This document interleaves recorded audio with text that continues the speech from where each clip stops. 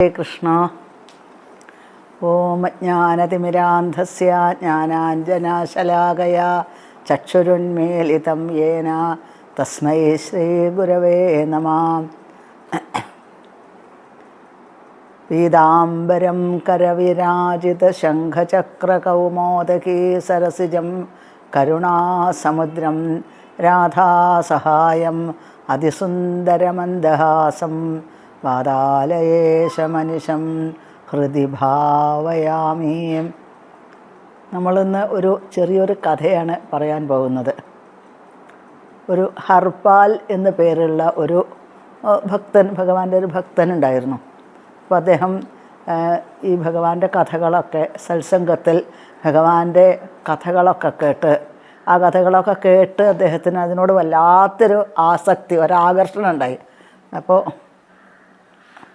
അദ്ദേഹം ആലോചിക്കുകയാണ്, തനിക്ക് വളരെയധികം ഭഗവാനോട് ഒരു സേവിക്കാൻ ആഗ്രഹമുണ്ട്. അപ്പോൾ തനിക്കൊരു കല്യാണം കഴിച്ചു കഴിഞ്ഞാൽ ഭഗവാനെ സേവിക്കാനുള്ളൊരു അതിനൊരു സഹായവും കൂടി ആവുമല്ലോ എന്ന് അദ്ദേഹം വിചാരിക്കുകയാണ്. വിവാഹം കഴിക്കണമെന്ന് ആലോചിക്കുകയാണ്. അപ്പോൾ അദ്ദേഹം ഇങ്ങനെ കുറേ സ്ഥലത്ത് ഇങ്ങനെ വിവാഹം കഴിക്കാൻ ആലോചിച്ച് നടന്നു. അവസാനം ഒരു പെൺകുട്ടിയെ അദ്ദേഹം കണ്ടുപിടിച്ചു. ആ പെൺകുട്ടി പറഞ്ഞു, കല്യാണം കഴിക്കാൻ എനിക്ക് വളരെ സമ്മതമാണ്, പക്ഷേ അങ്ങൊരു കാര്യം ചെയ്യണം, ഒരു ദിവസം 1000 പേർക്ക് അങ്ങ് അന്നദാനം ചെയ്യണം, അങ്ങനെ സേവ ചെയ്യണം, അവർക്ക് പ്രസാദം ഉണ്ടാക്കിയിട്ട് കൊടുക്കണം എന്ന് പറയാണ്. ഒരു ദിവസം ഓരോരുത്തർക്കും ഓരോ ദിവസവും 1000 പേർക്ക് അന്നദാനം പ്രസാദങ്ങൾ കൊടുക്കണം എന്ന് പറയാം. അദ്ദേഹം സമ്മതിച്ചു. എന്നിട്ട് അദ്ദേഹം വിവാഹം കഴിഞ്ഞതിന് ശേഷം അദ്ദേഹം ഇത് എല്ലാവർക്കും പ്രസാദം കൊടുക്കാൻ തുടങ്ങി. അങ്ങനെ ഓരോ 1000 പേർക്ക് ഒരു ദിവസം എന്ന് പറഞ്ഞാൽ പിന്നെ കുറച്ച് ദിവസം കഴിയുമ്പോഴേക്കും അത് 1000, 1100, 1500 പേരൊക്കെ ആയി. അപ്പോൾ അദ്ദേഹത്തിന് അത് തീരെ പറ്റാത്തൊരവസ്ഥ വന്നു. ഇത്രയും ആളുകൾ വരുമ്പോൾ താനെന്താ ചെയ്യുക? അത്രയും സാമ്പത്തികമായിട്ട് അത്ര ഒന്നുമില്ല അദ്ദേഹത്തിന്. അപ്പോൾ അദ്ദേഹം ആലോചിച്ചു, ഇനിയിപ്പോൾ എന്താ വേണ്ടത്? അപ്പോൾ ഭാര്യ പറഞ്ഞു, എങ്ങനെയും നിയമം ഇങ്ങനെ വെച്ചിട്ടുണ്ടല്ലോ, 1000 പേർക്ക് അന്നദാനം കൊടുക്കാമെന്ന് നിശ്ചയിച്ചിട്ടുണ്ട്. അപ്പോൾ പിന്നെ എങ്ങനെ അത് ഉപേക്ഷിക്കാൻ സാധിക്കും? ഭാര്യ പറഞ്ഞു, മോഷ്ടിച്ചോളൂ പോയിട്ടെന്ന് പറയാണ്. അപ്പോൾ അങ്ങനെ അദ്ദേഹം എല്ലാ ദിവസവും രാത്രി കഴിഞ്ഞാൽ വലിയ സമ്പന്നന്മാരുടെ ഗൃഹങ്ങളിലൊക്കെ പോകും. എന്നിട്ട് അവിടെ പണമൊന്നല്ല മോഷ്ടിക്കുക, അരി, അതേപോലെ പഞ്ചസാര, പിന്നെ പരിപ്പ്, അങ്ങനെയൊക്കെ ഉണ്ടല്ലോ സാധനങ്ങൾ, അടുക്കളയ്ക്ക് വേണ്ട സാധനങ്ങൾ, പച്ചക്കറികൾ, ഇതൊക്കെ അദ്ദേഹം മോഷ്ടിക്കാൻ തുടങ്ങി. അങ്ങനെ അദ്ദേഹത്തിന് മോഷ്ടാവ് എന്നൊരു പേരും കിട്ടി. അവസാനം അദ്ദേഹം ആലോചിക്കുകയാണ്, അവസാനം മോഷ്ടിക്കാനും പറ്റാതെ അദ്ദേഹത്തിന്. പിന്നെ ആളുകളാണെങ്കിൽ ഓരോ ദിവസം 1000, 1500 പേര് വന്നുകൊണ്ടിരിക്കുക. ഇവരെയാണെങ്കിൽ വെറുതെ പറഞ്ഞയക്കാനും സാധിക്കുന്നില്ല. അവസാനം ഇദ്ദേഹം എന്താ വേണ്ടത് എന്ന് ആലോചിച്ചു കൊണ്ടിരിക്കുകയാണ്. അപ്പോൾ അദ്ദേഹം എന്ത് ചെയ്തുകൊണ്ടെങ്കിൽ അദ്ദേഹം ഒരു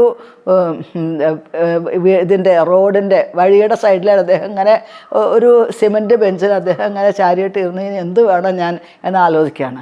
അവിടെ പണ്ഡർപൂരാണ് അവിടെ. അപ്പോൾ അവിടെ പാണ്ഡുരംഗൻ്റെ ക്ഷേത്രത്തിൻ്റെ അടുത്താണ് ഈ സംഭവം എന്ന് പറയുന്നത്. അപ്പോൾ പാണ്ഡുരംഗൻ ആലോചിച്ചു, രുക്മിണിയോട് നമുക്ക് ഒരു വേഷം മാറുക ചോദിക്കുകയാണ്. അപ്പോൾ ഒരു സേഠായിട്ട് മാറി, സേഠ്ജി ആയിട്ട് മാറി ഈ പാണ്ഡുരംഗൻ. രുക്മിണിയോട് പറഞ്ഞു, ഒരു സേഠിച്ചി ആയിട്ട് മാറിക്കൊള്ളാൻ പറയുകയാണ്. അങ്ങനെ പാണ്ഡുരംഗനും രുക്മിണി ദേവിയും ഒരു സേഠിൻ്റെ ഭാര്യയായിട്ട് മാറി. അപ്പോൾ ശരീരം നിറച്ചാഭരണങ്ങൾ, ശരീരം മുഴുവൻ ഒരു 1000 പവൻ്റെ ആഭരണമൊക്കെ ഉണ്ടാവും. ഓരോരുത്തരുടെ ശരീരത്തിൽ ആഭരണങ്ങളുണ്ട്. അപ്പോൾ ഇതായിട്ട് സേഠിജിയും കൂടി 2 പേരും കൂടി അങ്ങനെ ഈ വഴിയിൽ കൂടെ, ഇദ്ദേഹം ഇരിക്കുന്നതിന് വഴിയിൽ കൂടെ നടന്നു പോവാണ്. അപ്പോൾ അദ്ദേഹത്തെ ഈ ഹർപാലിനെ കണ്ട സമയത്ത് ചോദിക്കുകയാണ്, ഞങ്ങൾക്ക് ഒരാളെ കാണാൻ ആഗ്രഹമുണ്ട്.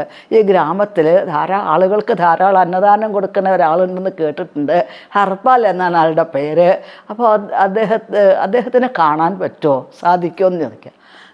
അപ്പോൾ പറഞ്ഞു, കാണാനൊക്കെ സാധിക്കും, പക്ഷെ ഒരു കാര്യമുണ്ട്, എനിക്ക് ആദ്യം ഒരു കാര്യം ചെയ്യണം. എൻ്റെ വീട്ടിൽ കുറേ ആളുകൾ വന്നിരിക്കുന്നുണ്ട്, അവർക്ക് ഭക്ഷണം കൊടുക്കണം, ആഹാരം കൊടുക്കണം. അതിന് വേണ്ടിയിട്ട് എന്തെങ്കിലും ഒരു ഉപായം ചെയ്യാൻ പറ്റുമോ? ഒരു കാര്യം, അതിൽ ഒരു 2 മാല എനിക്ക് ഊരി തന്നാൽ മതി. അത് കൊണ്ടുപോയിട്ട് ഞാൻ, സ്വർണം ധാരാളം ഉണ്ടല്ലോ, തന്നാൽ മതി. അപ്പോൾ അത് കൊണ്ടുപോയിട്ട് ഞാൻ എൻ്റെ അവിടെ വന്നിട്ടുള്ളവർക്ക് ഭക്ഷണമൊക്കെ കൊടുത്തതിന് ശേഷം ഞാൻ ഇവിടേക്ക് വരാം, വഴി കാണിച്ചു തരാം, എനിക്കറിയാം, വഴിയൊക്കെ എനിക്കറിയാം, ഞാൻ കാണിച്ചു തരാമെന്ന് പറയാണ്. അപ്പോൾ ഈ സേട്ട് 2 മാലയൊക്കെ ഊരിയിട്ട് കൊടുത്തു. അപ്പോൾ അത് അദ്ദേഹം വീട്ടിൽ കൊണ്ടുപോയി. അതുകൊണ്ട് ഭക്ഷണ സാധനങ്ങളൊക്കെ അതൊക്കെ പണയം വെച്ചിട്ട് ഭക്ഷണ സാധനങ്ങളൊക്കെ വാങ്ങി വന്നിട്ട് എല്ലാവർക്കും ആഹാരവും കൊടുത്തു.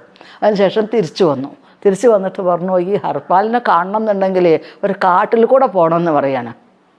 കാട്ടിൽ കൂടെ പോകണമെന്ന് പറയാം. ഓ ശരി, ഞങ്ങൾ വരാൻ തയ്യാറാണ്, ഞങ്ങളവിടെ കൊണ്ടുവിടുമല്ലോ, ആ വീട് എനിക്കറിയാം, ഞാൻ കൊണ്ടുപോയി വിടാമെന്ന് പറയാണ്. എന്നിട്ട് ഒരു ഇവരെ കൊണ്ടുപോയി ഈ സേട്ടിൻ്റെ ഭാര്യയും കൂടി കാട്ടിൽ കൂടെ കൊണ്ടുപോവാണ്. അങ്ങനെ കൊണ്ടുപോയി കുറച്ച് ദൂരം കഴിഞ്ഞപ്പോഴേക്ക് ഈ ഹർപാലിൻ്റെ ഭാവം തന്നെ ആകെ മാറി. അത് പറഞ്ഞു, നിൽക്കവിടെ എന്ന് പറയാണ് 2 പേരോടും. അപ്പോൾ എന്താ നിൽക്കുകയെന്ന് പറയണത്? അതെ, ഞാൻ ആരാന്ന് നിങ്ങൾക്കറിയോ? ഞാനേ നല്ല കൊള്ളക്കാരനായിട്ടുള്ള ആളാണ്. അതുകൊണ്ടൊരു കാര്യം ചെയ്യുക, ആഭരണങ്ങളൊക്കെ കഴിച്ച് വെക്കുക അവിടെ പറയാം, എല്ലാ സ്വർണ്ണാഭരണം കഴിച്ച് വെക്കാൻ പറയാം. അപ്പോൾ സേട്ട് നിന്ന് വിറയ്ക്കാൻ തുടങ്ങി. രുക്മിണിയോട് പറയാം, നീയും വിറച്ചോ എന്ന് പറയാണ്. അങ്ങനെ രുക്മിണി 2 പേരും കൂടി ഒന്നിച്ച് നിന്ന് കിട്ടുകിട്ട വിറയ്ക്കാൻ തുടങ്ങി. ഈ ആഭരണങ്ങൾ മുഴുവൻ അവിടെ ഊരി വാങ്ങിച്ചു വെച്ചു. എന്നിട്ട് പറഞ്ഞു, ഇനി പൊയ്ക്കോളൂ എന്ന് പറയാണ്. അപ്പോൾ ശരിക്കും ഭഗവാനും രുക്മിണി ദേവിയാണത്. അപ്പോൾ അവർ പറഞ്ഞു, എന്നിട്ട് പറഞ്ഞു, അത് അങ്ങനെ ഞങ്ങൾക്ക് പോകാനെന്നറിയില്ല, അവർക്കറിയാം ഞങ്ങൾ ചെറിയ കുട്ടികളാവാം എന്ന് പറയാണ്. അപ്പോൾ ഇവർക്ക് മനസ്സിലായി, ഇദ്ദേഹത്തിന് മനസ്സിലായി, ആരാന്ന് മനസ്സിലായി, എന്തോ മാജിക്ക് കാണിക്കണമെന്നാണ് വിചാരിക്കുന്നത്. ഞങ്ങൾ ചെറിയ കുട്ടികളാവാമെന്ന് പറയാണ്. അപ്പോൾ പെട്ടെന്ന് ഇവർ ചെറിയ കുട്ടികളായിട്ട് മാറി. അപ്പോൾ ഇദ്ദേഹം എന്ത് ചെയ്തു, ഒരു കൊട്ട എടുത്തിട്ട് ആ കൊട്ടയിൽ ആഭരണങ്ങളൊക്കെ വെച്ചതിൻ്റെ കൂട്ടത്തിൽ ഇവരെയും കൂടി കയറ്റിയിരുത്തി എന്ന് പറയാൻ വീട്ടിലേക്ക് കൊണ്ടുപോകാമെന്ന് പറയാണ്. അങ്ങനെ ഹർപാലിൻ്റെ വീട്ടിലേക്ക് പിന്നെ കൊണ്ടുപോവാണ്. അവിടെ എത്തിയപ്പോൾ ഇദ്ദേഹത്തിന് ധാരാളം സ്വർണ്ണാഭരണങ്ങൾ ഇഷ്ടം പോലെ, എത്ര കാലം, ഒരു 10 വർഷം അന്നദാനം കൊടുക്കാനുള്ള ആ സ്വർണം അദ്ദേഹം സമ്പാദിച്ചു. അതിനുള്ള പണം ഉണ്ടാക്കാനുള്ള വക അദ്ദേഹം കണ്ടെത്തി. എന്നിട്ടോ ഈ 2 പേര് അപ്പോൾ ഇതെല്ലാം കൂടി എടുത്ത് 2 കുട്ടികൾ 2 പേരിരിക്കണം, ഒരു പെൺകുട്ടി ഒരു ആൺകുട്ടി ഇരിക്കുന്നുണ്ട്. അപ്പോൾ ഭാര്യ ഇതാരാ ചോദിച്ചു. ഭാര്യ പറഞ്ഞു, അത് ഒരു സേട്ടുജി ഉണ്ടായിരുന്നു, അപ്പോൾ അവരെടുത്തു നിന്നുള്ള ഞാൻ മോഷ്ടിച്ച ആഭരണങ്ങളാണ് ഇതൊക്കെ എന്ന് പറയാണ്. അപ്പോൾ അവർ ഞങ്ങളൊന്ന് പുറത്തേക്ക് എടുത്ത് വയ്ക്കുമോ 2 പേരും ചോദിക്കുകയാണ്. അപ്പോൾ ഇവർ ഹർപാൽ 2 പേരെടുത്ത് പുറത്തേക്ക് വെച്ചതോടുകൂടി ഭഗവാൻ സ്വന്തം രൂപം കാണിച്ചു കൊടുത്തു. രുക്മിണീദേവിയും പാണ്ഡുരംഗനും ആയിരുന്നു അത് എന്നാണ്. അപ്പോൾ ഭഗവാൻ ഒരു ഭക്തൻ നല്ല കാര്യത്തിന് വേണ്ടിയിട്ട് പുറപ്പെട്ടു കഴിഞ്ഞാൽ എന്തായാലും ഭഗവാൻ അതിനനുകൂലമായി നിൽക്കുന്നതാണ്. ഭഗവാൻ ഈ ഭക്തന് അനുകൂലമായിട്ട് പ്രവർത്തിക്കാൻ വേണ്ടിയിട്ടാണ് ഇതേപോലെ വേഷമൊക്കെ മാറി വന്നിട്ടുള്ളത്. അതാണ് അതും ഭഗവാന്റെ ഒരു ഭക്തവാത്സല്യം. ഭക്തനോട് അത്രയും പ്രത്യേകത ഉണ്ട്. അപ്പോൾ അത്രയും നല്ല കാര്യങ്ങൾ, സൽക്കർമ്മങ്ങൾ ചെയ്യുന്ന ഭക്തന്മാരുടെ പിന്നാലെ ഭഗവാൻ ഉണ്ടാവും എന്നുള്ളതിൻ്റെ ഉദാഹരണമാണിത് എന്നാണ്. അപ്പോൾ അദ്ദേഹം രുക്മിണീദേവിയും ഭഗവാനാണ് വന്നത്. അവർ ഭഗവാനെ നമസ്കരിച്ചു, എൻ്റെ തെറ്റ് പൊറുക്കണേന്ന് അപേക്ഷിച്ചു. പറഞ്ഞു, അങ്ങ് എന്തിനാണ് സ്വന്തം കാര്യത്തിന് വേണ്ടിയിട്ടല്ല അങ്ങ് മോഷ്ടിക്കുന്നത്, വൈഷ്ണവന്മാർക്ക് ഭക്തന്മാർക്ക് അന്നദാനം കൊടുക്കാൻ വേണ്ടിയിട്ടല്ലേ, അങ്ങ് നല്ല കാര്യമാണ് ചെയ്തതെന്ന് പറഞ്ഞ്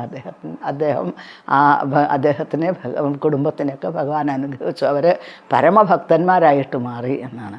അപ്പോൾ എന്നും അന്നദാനം കൊടുക്കാൻ 1000 പേരോ 2000 പേരോ ആര് വന്നാലും കൊടുക്കാനുള്ള ആ ധനവും കൊടുത്ത് അദ്ദേഹത്തിനെ ഭഗവാൻ അനുഗ്രഹിച്ചു.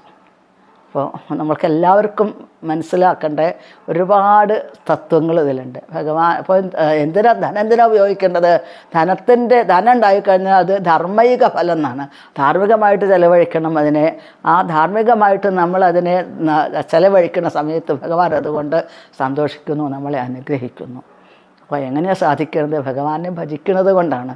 ഭഗവാനെ നിരന്തരം ശരണാഗതി പ്രാപിച്ച് ഭജിക്കുന്ന ഭക്തൻ്റെ ആഗ്രഹങ്ങൾ എന്തും ഭഗവാൻ സാധിപ്പിച്ചു കൊടുക്കും. ഹരേ കൃഷ്ണ.